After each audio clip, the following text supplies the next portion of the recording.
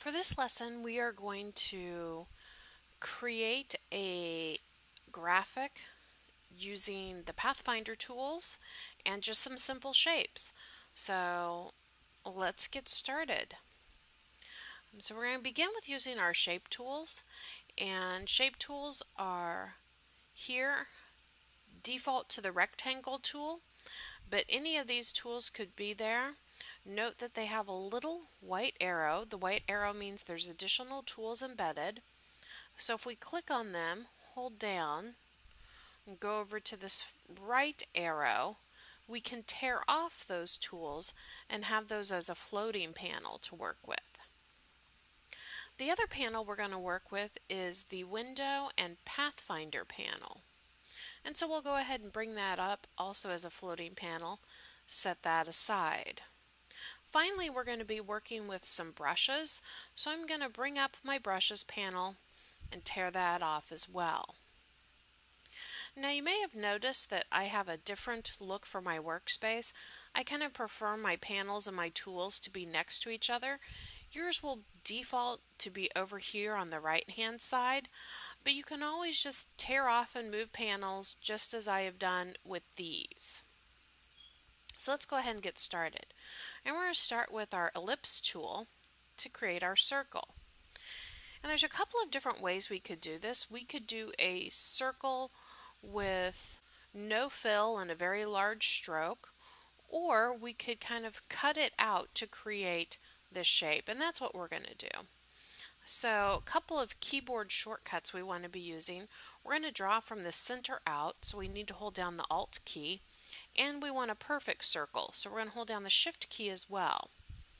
I'm simply going to click and drag to create my circle. And I want to release my mouse and then my keys to set that circle. Next, I'm going to draw another circle on top of it, same technique. And this is going to be what we cut out for our opening to create that power button look that you see up above. So now I'm going to switch to my selection tool, which is this black arrow. I can also use the V on my keyboard, and I'm going to shift click both of those shapes, and this is where the Pathfinder tools come in. And I'm not going to go through all of them, but do note that you can mouse over them and get an idea of what each does, and that is usually helpful to determine the action you want to take. For this one, we are going to minus the front, so we're going to take away the top circle from the bottom circle, and we will click that, and now you can see we have a white shape. We want to go ahead and change that color, so I'm going to access my swatches panel. I'm going to select this green, and I'm going to make it both my fill and my stroke. So notice I just swapped those back and forth to get a fill and a stroke of that green color. If I wanted none for the stroke, I would bring that forward and click none. So now we need to create this cutout opening, and notice that it's at an angle. So we're going to use our rectangle tool to get started. And I'm just kind of eyeballing where I might want this. I'm going to go about right there, and this shape does not matter in its color. We're simply using it to cut the other object. Now I want to get that angle in, so I'm going to switch to my direct selection tool, keyboard shortcut A, that is the white arrow, and I'm going to select this point here and bring that in, and I'm going to select this point here and bring that in. And if I were doing this for publication, I would probably make sure that those were precise and even. For this exercise, I'm not going to worry about it. Again, back to our selection tool by hitting the V key. I'm going to use the exact same shape mode and just minus the front. So now I've created that opening, and we're ready to create our E-sig shape.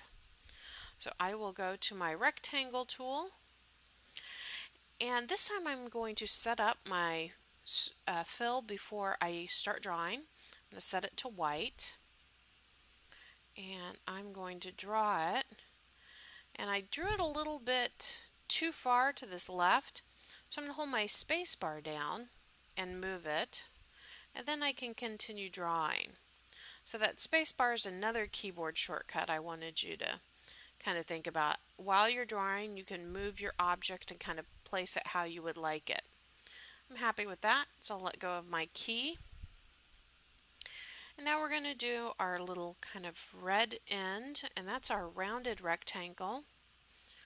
Grab our rounded rectangle, have red. And this I want to start in the middle, so again I'm going to use my Alt key. And I want to draw out, and I'm going to add my space bar. Just kind of get that into place. See how we did there. I'm going to zoom in a little bit with a little plus key.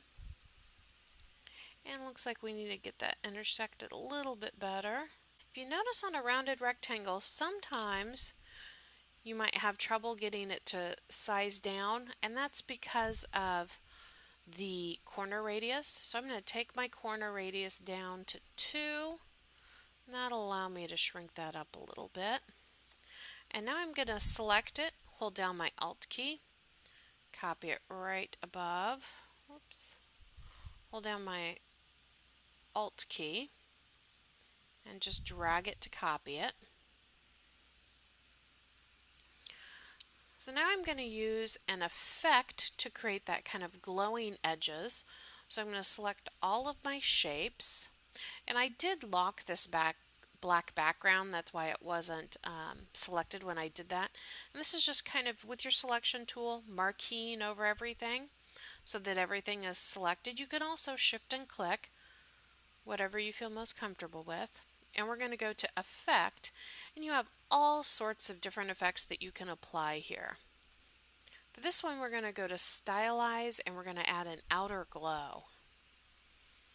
Outer glow, I can set the mode and the color, and I can preview it, see how we like it. Take down the blur a little bit, and I'm going to increase the opacity on that. I'm pretty happy with that look, so I'm going to hit OK. So that's what we have. I can always come back in and tweak things after the fact if I would like to. Now to add that smoke effect, here I have my brushes panel, and I can certainly choose one of these. I can also load other brushes if I open my brush library. And I am going to go to an artistic, and let's do a paintbrush. So I have all of these different brushes I can choose. And so that one might be an interesting, that kind of is a cool effect. Let's see what that looks like. So I'm going to choose my brush, keyboard shortcut B, load my brush here.